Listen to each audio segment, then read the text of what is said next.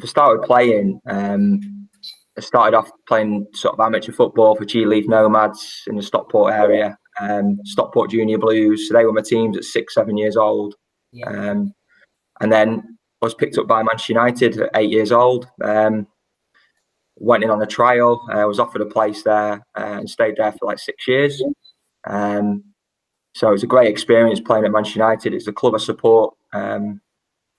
Loved it. We went away to Marbella, America.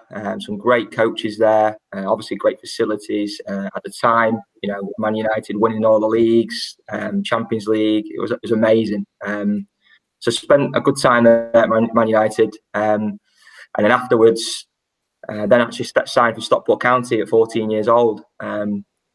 Stockport were in a championship. Players like Sheffy Cucci up front, Ali Gibb on the wing. It was a big club. The stadium was full. We used to get tickets to go and watch. The stadium was full. So in the academy, big club. Managed to get a scholar there at 16 years old. And then at 17, made my debut for the first team at Stockport, which was against Wrexham.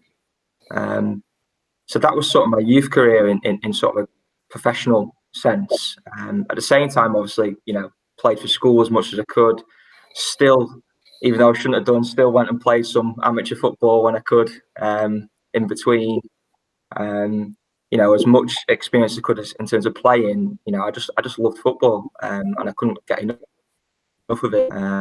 So that was sort of my career, young career playing.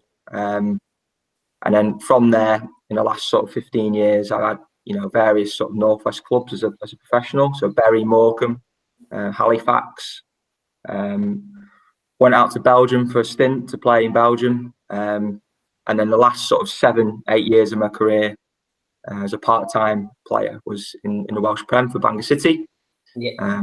Which again, was an amazing experience, playing Europa League, playing some Welsh Cup finals, a big club in Wales. So really lucky to have such a long career, 17 years of non-stop playing, really.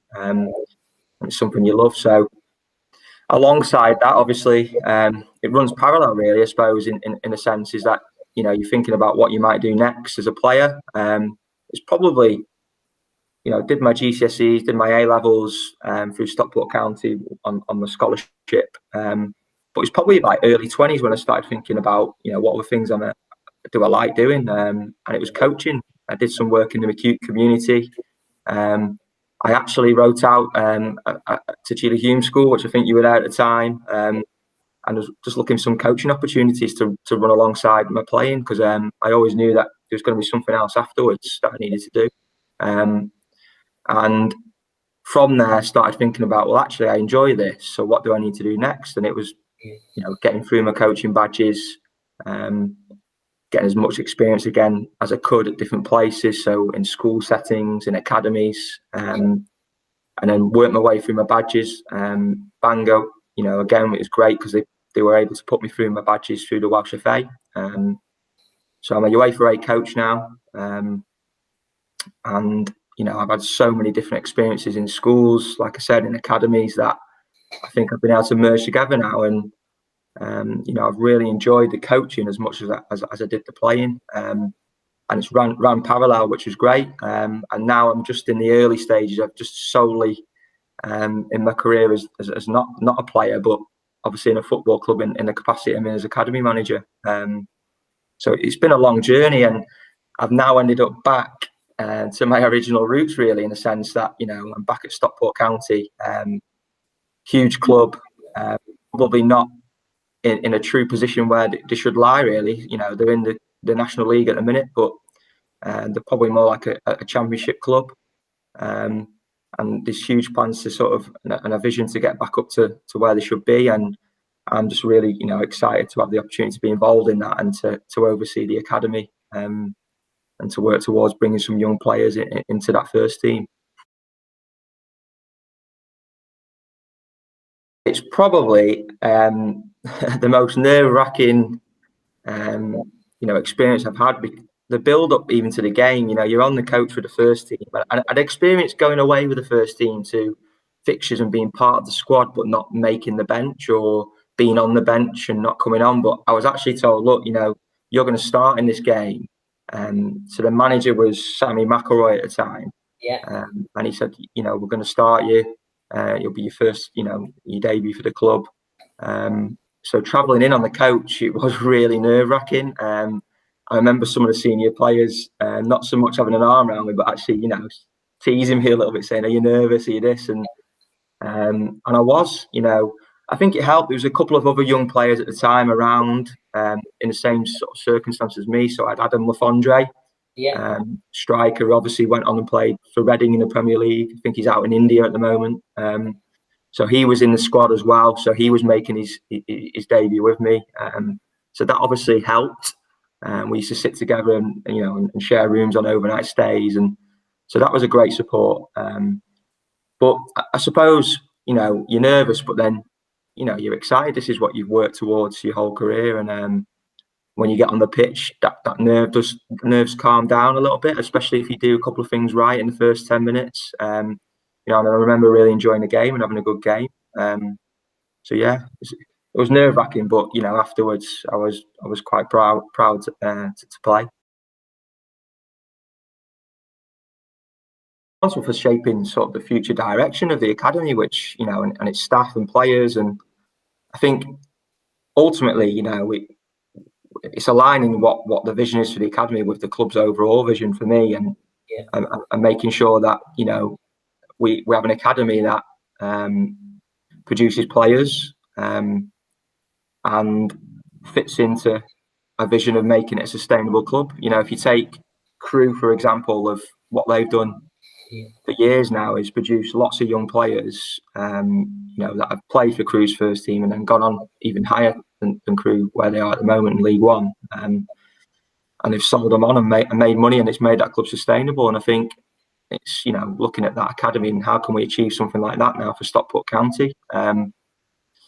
Obviously within that there's loads of day-to-day things. I'm coaching quite a lot, which I really enjoy. We've got some great players, 16 to 19-year-olds. We've had 3 or 4 of them make debuts already this season. One played against West Ham in the FA Cup only a few days ago. So I'm coaching a lot. I'm working closely with the first team staff, obviously, because we've got to build that bridge between an academy to first team. So when those young players are crossing across that bridge, there's a lot of communication needed. And obviously working closely with Simon Wilson, who's director of football, who oversees everything at the club from first team to academy. So there's loads going on at the minute with the football club, like I said, and lots of developments in terms of staff, facility. So it's all go at the moment. There's no right or wrong answer, I think, for high performance and what it is and how you describe it. I think different organisations and people, there's different ways of justifying how you describe it. But I think for me, it's like consistently beating your competitors. So, and when I mean competitors, apples with apples, not apples with pears. So, you're not going to compare Crewe with Man United because it's totally different leagues, different demographic areas, different purposes and finances. So, I think if you can consistently beating your competitors, I think if you're performing at the highest possible level, but importantly that you're sustainable at that level, so you're not jumping up, say, into the Premier League and then all of a sudden you have a massive downturn and you end up in League Two. What clubs are staying in those leagues for a sustainable period, and then also what are your goals as your organisation? What's your purpose and your goals? And if you're achieving them, for me, that's high performance. You're setting out what you want to do and you're achieving it. So I think those three important things when you talk about high performance. Yeah. There's certainly a clear culture in terms of some of the things I've already picked up on at Stockport County at the minute that have come from first team level. Is that, look, discipline is massive, and that's on and off the pitch. And I think if you think about on the pitch, obviously, not giving away fouls around the box, not debating decisions from the referee, not getting caught into sort of confrontation with opponents and getting yellow cards and red cards. You know, discipline to carry out what the manager's asking you to do on the pitch. All those things are massive, and I think if you do those things, you look at Stockport County's first team. I think when Jim Gannon's been in charge, they've won the Fair Play Award quite a few times. Off the back of that, if you're not conceding free kicks and you're disciplined, you're not going to concede so many goals. So there's always an outcome from that as well. So the culture is massive, massively important. And then the discipline off the pitch. When you think about players, what do they need to do? They need to respect each other. They need to be on time for things.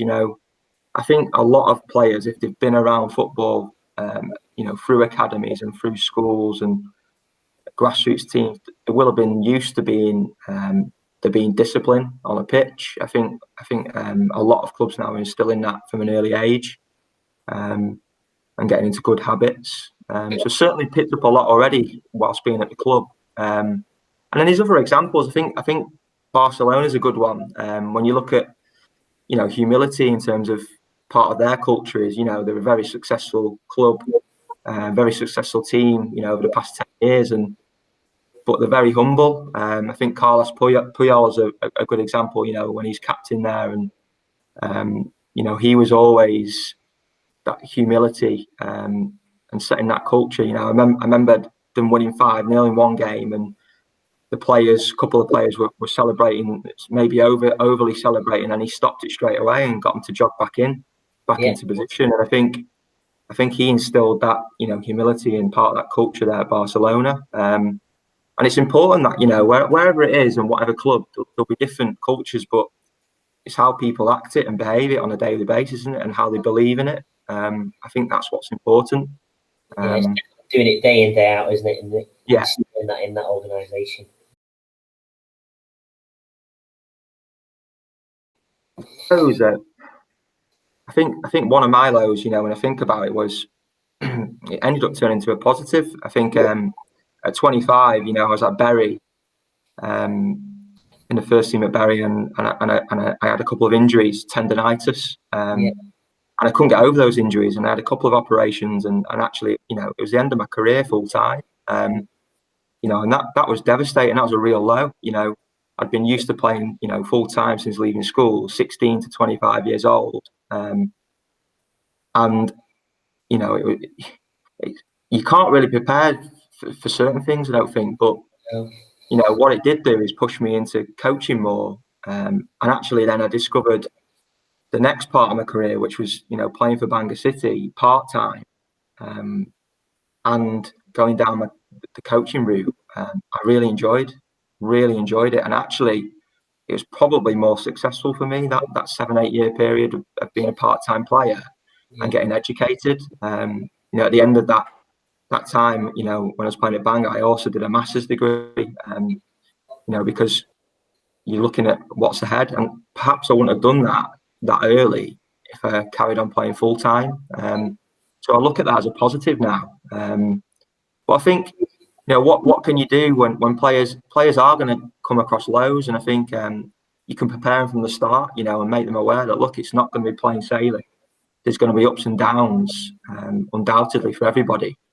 And then when they need you, you've got to be there to support them. Listen to them, be there, talk about options going forwards. It's massively important, and I think there will be lows, like I said, and what the clubs do to support those athletes. I think clubs are doing a lot of things now. For example, we at the minute in the academy, we have a well-being survey which is every day for the players. They fill it out. It's how's your mood, how's your sleep, are you feeling stressed? Loads of things that they'll fill out, and off the back of that, if we see a young player who's got a few concerns, then we'll pick up a conversation. Communication is key. It's a difficult one. I think there's certainly loads of highlights that you sort of flash back to. So I think playing Europa League is a big thing for me. Going and playing out in the places we played in Denmark, what a great experience to play in that competition as a player. That stands out. I think, playing in Welsh Cup finals for me, massive for me, great experience. Making my debut still stands out as a massive accomplishment. Finally getting there to where you wanted to be. I remember playing a game against Sheffield Wednesday in front of 25,000 fans. So there's certainly standout moments for me in terms of playing. I think when you sort of look back after you finish, is like, what I'm probably most proud of is just being able to sustain a career as a player for such a long period. So from 16 to 33, I managed to play football every single year.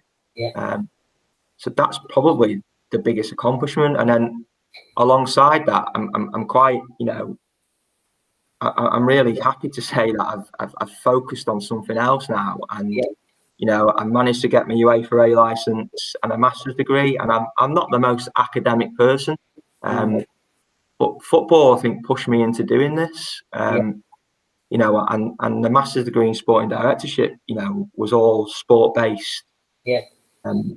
Material on the course, and something I was really interested in, and that allowed me to go and do it and get a distinction in there. So I'm quite proud of that as well, in terms of getting that master's degree. They're probably the two biggest things, I think.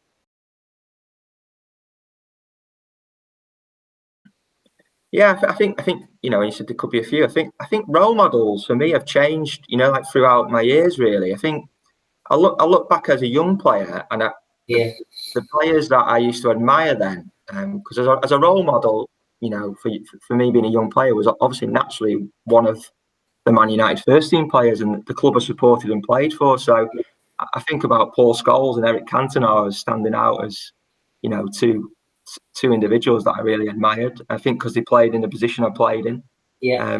Could have chosen probably quite a few from there, Giggs and Beckham, but I think those two for me were the ones I really admired. I just loved the way they played, the flair they had. Like I said, they played in my position, so I could relate that. But I think when you start sort of getting older as well, you start appreciating players from other teams. So I remember Zinedine Zidane obviously standing out for Madrid, Ronaldo, Thierry Henry. You allowed yourself to start appreciating those players, even though they're from enemy teams. You started picking out things that you really liked in them and skills and things they used to do. So, and then I think once you start looking at other things, not just football, so like my coaching career, you've got the obvious coaches. You've got Pep Guardiola, you've got Bielsa now that you admire, but they're not always people that everyone will know. So a lot of the people I look up to in terms of coaching will be from the Welsh FA. I was lucky enough to obviously be mentored on the coaching badges, but then get the opportunity to work with their national teams, under 14s level. So, I really admired some of the coaches there in terms of what they delivered, the manner they worked with the players. I thought it was outstanding. So I massively admire them, and I think now, later on in finished playing now, and I'm looking at probably more like leadership. Who are good leaders out there, and who do we admire for leading? And it doesn't specifically have to be for sport, and that's probably where I'm at now, thinking about who do I like, who's a good leader. So those are the things that those are the people that stood out so far. I think the biggest one for me, the first one will be leading by example. So I think whatever I would ask anyone else to do, in the position I'm in now, staff-wise, if I asked them to do something that, would I do that by myself? Certainly. I would do any sort of role, coaching-wise, any job, whether that's cleaning the cupboards out, whether that's, preparing, doing the warm-up, whatever that might be. I wouldn't ask anyone to do anything I wouldn't do. So I think leading by example, is a key one. Always being on time. So punctuality is massive as part of leading by example. I would never be late. And I think that's one thing sport has done for me is like, from an early age, especially from 16 upwards, you would never be late for meeting for training or fixtures, or you just wouldn't ever be late. There would be fines in place.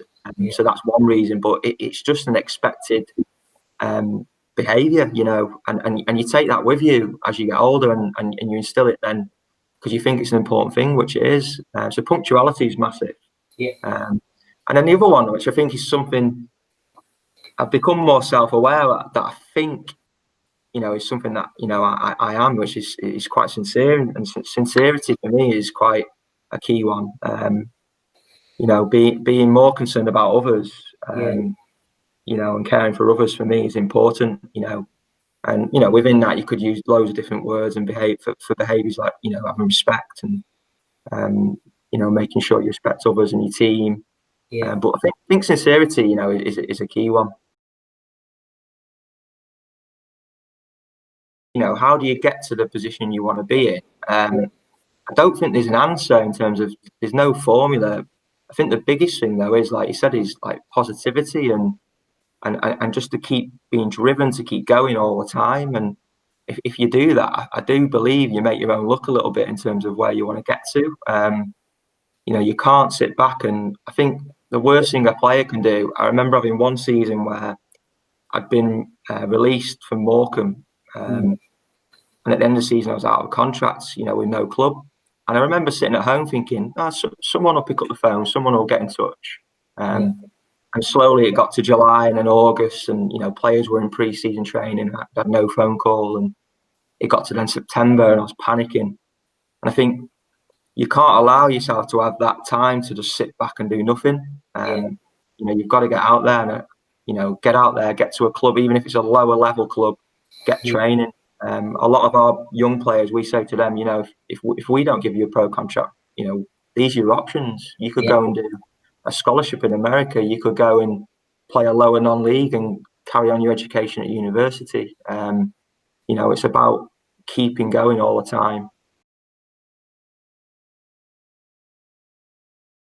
Make the most of every single day that you have. At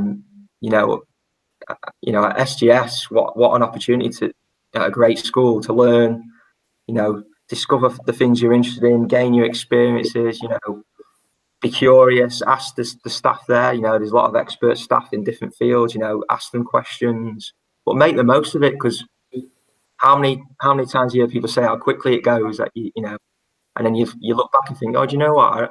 It was great at school. I love school. I miss the friends that I had at school, or the people that I knew at school. I wish I did a bit more there. I wish I made the most of it. So I think that's one big thing for, to make sure that every day you wake up and think, right, what am I going to do today? And gosh, I don't think you can judge it on just the playing. I think the different players, that obviously the best two players in the world for a long time now. I think I'd go Messi. I think what probably tempts me that way is like his loyalty to Barcelona. I think he's been there for 13 years, and I don't think Ronaldo is unloyal by any means, but I think it's rare, isn't it, to see a player stay at a club for so long.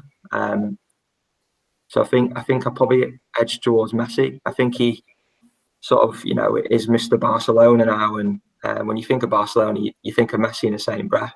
And he's obviously a great player. I love watching him play. And I think about footballers. What do I like? He basically is what I like to see is his technique above everything. So for me, it doesn't matter how big, quick, strong you are. If technically you're good, then you've got a chance. And I think for me, that's Messi's unbelievable.